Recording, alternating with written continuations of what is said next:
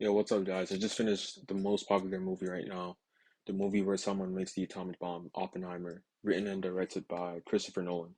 And I have to say that this movie is like a 9 out of 10 in my opinion. I really don't know anything in it that is not deserving of a 9 out of 10.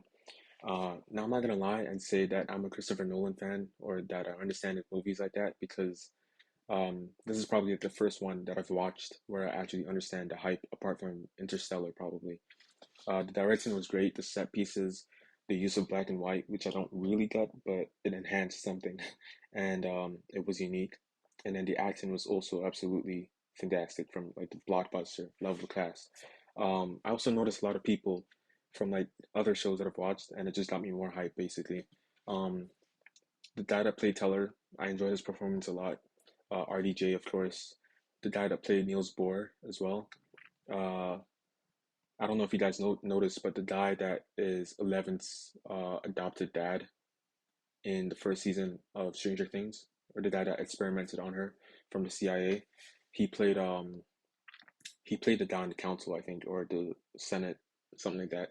And then I was also really excited for Rami Malek. I kind of do wish he got like a bigger role, but I understand, especially for the casting type and who he was playing at the time. And yeah, literally every single person in the cast was golden from start to end.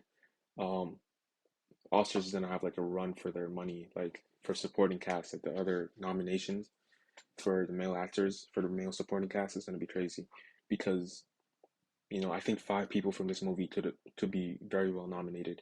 I also really enjoyed Josh Hartnett's performance as I forgot his name, to be very honest. I don't remember any of the characters' names, but I really did like his performance as well. It's like a tough one. If I had to choose like two supporting male characters from this movie for the Oscars nominations, it'll probably be RDJ as Strauss, and then maybe Niels Bohr or Josh Hartnett's character for sure. But yeah, secondary options are just, Jack Quaid didn't really do much, but it was fun seeing him from The Boys as well. And then also the guy from You season three, Dylan Arnold, the guy that was like cheating, or the guy that Love was cheating on Joel with in season three. Hated that character though. Yeah, so yeah, from start to end, the movie was like crazy. It was good. The sound was very loud though in the theater, but the sound, the I also really love the soundtracks that Christopher Nolan uses in his own movies as well, because it's just like it's very somber and it just draws you in the dramatic film instead of it's not really hype or anything like that. I've never really seen like a hype soundtrack or instrumental from a Christopher Nolan movie, and it just enhances the viewing experience in the movie as well. And also, Cillian Murphy, of course, definitely. I forgot to say that. He was like the golden standout from this movie as well. His acting is crazy. He really can paint like a picture with his own face. It's crazy. Um, yeah, he was really good in this movie as well. And there was this like flash forward. Spoilers ahead, by the way. Um, there was this flash forward where he was appearing like a older, frail man, and I don't know why. That was just kind of sad, but yeah, like he could really. And also, I don't know if you guys noticed this, but Gary Oldman played Truman, the President Truman, and I don't know why I'm surprised because I think I remember reading that he really likes to devote his time and effort into the roles that he takes on, including like wearing prosthetics and taking on the physical appearance of said character that he is playing. So yeah, and the plot, I really like the plot. It is from a book though. But yeah, if everything from this movie, from the book, supposing it was real, what was I gonna say? Yeah, there were some parts that I didn't really understand though because of the audio a little bit, and um, I don't even know. I wasn't even really focusing on the story 100%. I was like 80% on the story, and then 20% admiring like the cast members' performance. It was also very crazy to see the iconic words, "I've become death, destroyer of worlds," said the first time on screen. You'll know when you see it.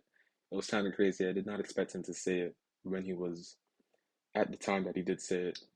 And then yeah, be sure to cover your ears when the part happens when they drop the Trinity test as well. That was crazy. But yeah, like what a wonderful movie. I definitely get the hype now because he really does deliver in every movie, and he leaves like a standing mark, and he talks about something important. And this just makes me kind of hate the US a little bit. I don't know, because it's also the fact that like there is potential that like any other country would have done what they have done. I think probably because people are like selfish and greedy and they just want to rule the world and stuff like that, which is just really crazy.